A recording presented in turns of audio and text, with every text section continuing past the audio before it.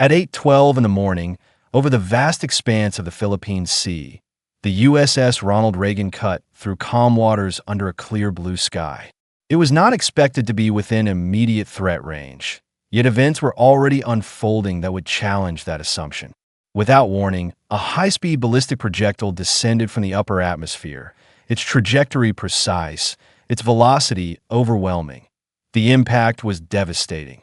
The missile struck along the starboard side of the carrier, just behind the second aircraft elevator. But this was no ordinary explosion. Traveling at hypersonic speed, the weapon carried immense kinetic force. It tore through layers of reinforced steel before detonating deep within the structure of the ship. The resulting shockwave surged through the massive hull, sending vibrations from bow to stern and knocking sailors off their feet. Within seconds, the environment transformed from routine operations to controlled chaos. A thick column of dark smoke rose into the sky, visible for miles in every direction. The air filled with the scent of burning fuel and superheated metal. Below deck, critical systems were immediately affected. Engineering compartments experienced ruptures in high-pressure lines, releasing dangerous clouds of steam into confined spaces that on the bridge. The commanding officer felt the subtle but unmistakable shift beneath his feet. The deck was tilting to T first. It was slight. Then gradually, it became more pronounced. Digital instruments confirmed what every experienced sailor already sensed. The ship was listing. Water had begun entering through a massive breach in the hull, and the balance of the vessel was under threat. Despite the severity of the situation, the crew's response was immediate and disciplined. Damage control teams mobilized within moments, moving toward the affected sections equipped with fire-resistant gear, breathing apparatus, and thermal imaging systems. Passageways quickly filled with firefighting foam and seawater, creating hazardous conditions. Yet the teams advanced without hesitation. In the damage control center, officers monitored the condition of the ship in real time. Digital displays showed flooding patterns spreading through multiple compartments. Critical systems on the affected side had lost pressure, complicating efforts to contain fires and stabilize the structure. That a difficult decision was made to counter the increasing tilt. Controlled counterflooding procedures were initiated on the opposite side of the ship. It was a calculated risk, adding water intentionally to restore balance. The margin for error was extremely small, but it was necessary to prevent further destabilization. Above deck, the scene was equally intense. Aircraft that had been prepared for routine operations were now damaged or destroyed. Fires burned across sections of the flight deck as fuel lines ruptured. Specialized firefighting teams worked continuously, battling flames and preventing further spread. Around the carrier, escort vessels adjusted their positions, forming a defensive perimeter. Advanced radar systems scanned the skies for additional threats, while electronic warfare systems operated at full capacity to monitor and disrupt potential targeting systems. The situation remained critical. The ship's speed was reduced and its maneuverability limited. Stabilization became the primary objective. Every system, every team, and every decision now focused on one goal: keeping the carrier afloat. Time became the most valuable factor. Deep within the ship, repair teams worked in extreme conditions. Heat, smoke, and flooding created an environment where visibility was limited and movement was difficult. Structural reinforcements were installed to prevent further collapse, while pumps operated continuously to manage incoming water.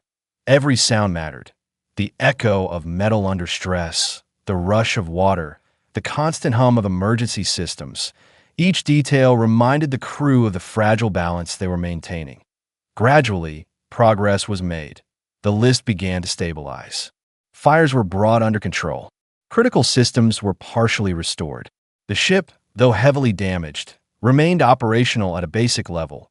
Above, aircraft operations resumed under extreme caution. Despite the tilted deck, essential missions were carried out to maintain situational awareness and provide electronic coverage.